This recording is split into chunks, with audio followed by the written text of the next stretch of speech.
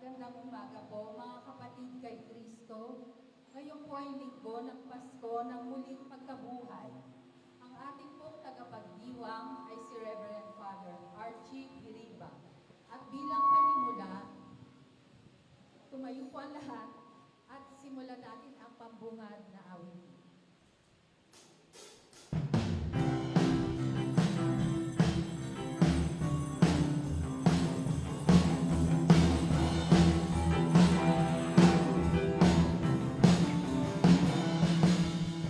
Ang Diyos ay purihin, ngalan niya ay ating sambahin.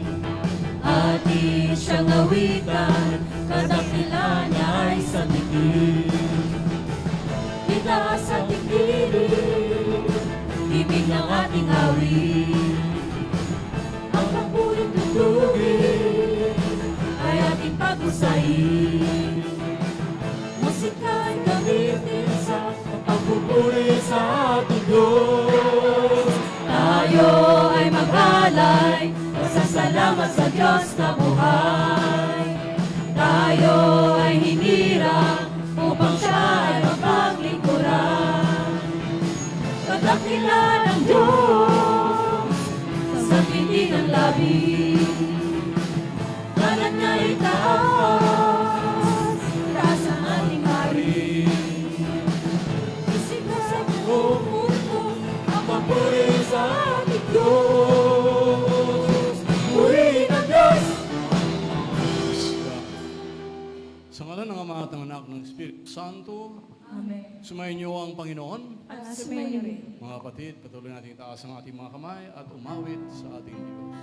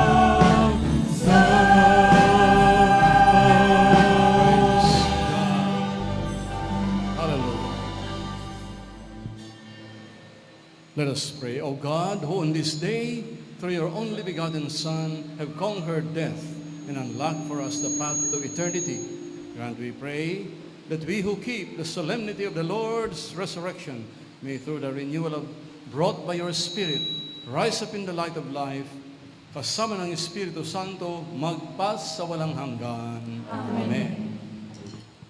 Magsiupo po ang lahat. Ang muling pagkabuhay ni Jesus, ang puso ng kerigma ng mga unang Kristiyano.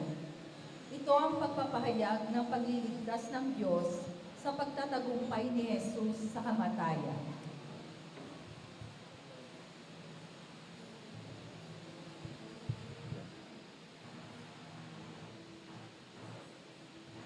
Pagbasa mula sa manggawa ng mga apostol. Noong mga araw na iyon, nagsalita si Pedro. Alam niyo ang nangyari sa buong Judea na nagsimula sa Galilea ng mga si Juan tungkol sa binyag. Ang sinasabi ko ay tungkol kay Jesus na taga Nazaret. Pinagkaloob sa kanya ng Diyos ang Espiritu Santo at ang kapangyarihan bilang katunayan na siya nga ang hinirang. Sapagkat sumasa kanya ang Diyos.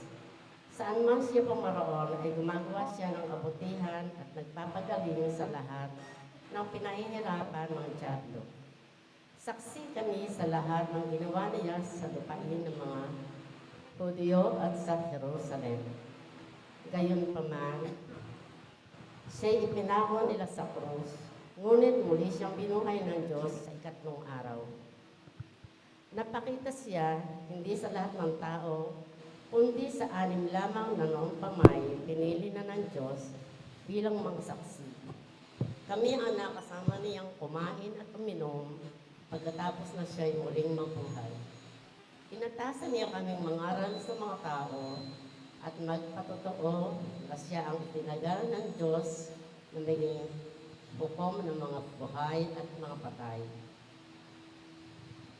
Siya ang tinutukoy ng mga propeta ng kanilang ipahayag na bawat mananalig sa kanya ay tatanggap ng kapatawaran sa kanilang mga kasalanan sa pamamagitan ng kanyang pangalan. Ang salita ng Diyos. Salamat sa Diyos, salamat sa Diyos, sa wika mong banal. Salamat po, salamat sa Diyos, salamat sa Diyos, sa bugtong mong alam. Salamat po. Salmong tugunan. Tutugon po natin. Araw ngayon na may kapal, magalang tayo't magdiwang. Araw ngayon ang may kapal, magalak tayo't magliwang. O pasalamatan ng Diyos na Panginoon, pagkat siya'y mabuti. Ang kanyang pag-ibig ay napakatatag at mananatili. Ang taga-Israel, bayaang sabihin, kanilang ihayag. Ang pag-ibig ng Diyos ay hindi bubukas. Tugon mo. Araw ngayon ang may kapal, magalak tayo't magdiwang.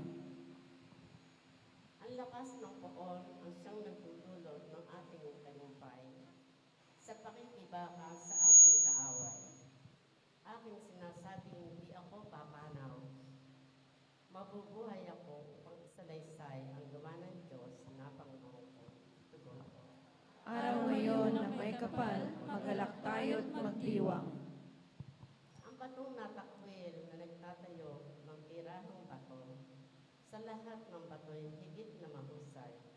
Ang lahat ng ito, ang nagpapamalas, ay ang Panginoon Diyos, kung inyong mamasdan ay kalulot-lugot. Tugon. Araw ngayon ang may kapal, magalak tayo't magdiwang.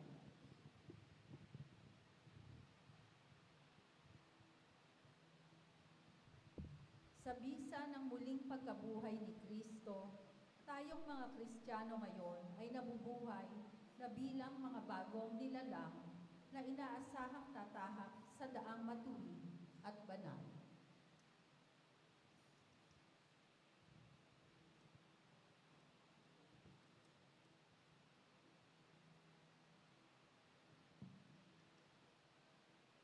pagbasa mula sa unang sulat ni Apostol San Pablo sa mga taga-Corinto.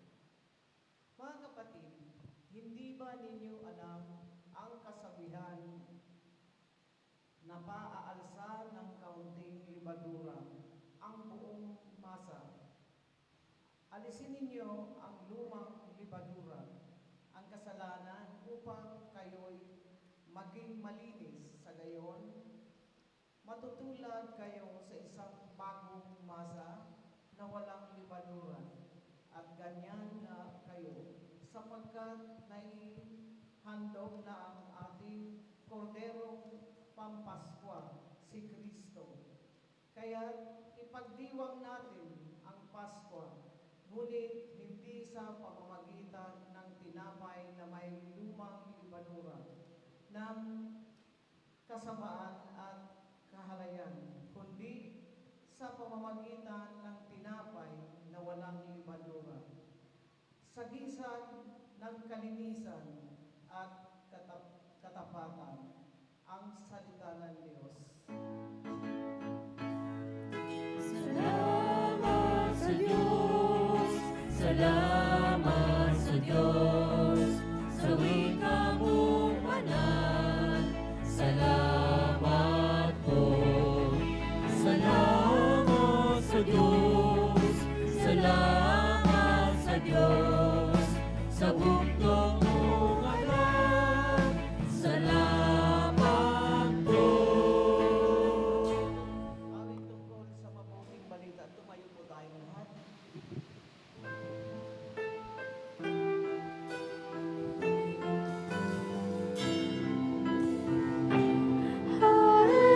Hallelujah, hallelujah.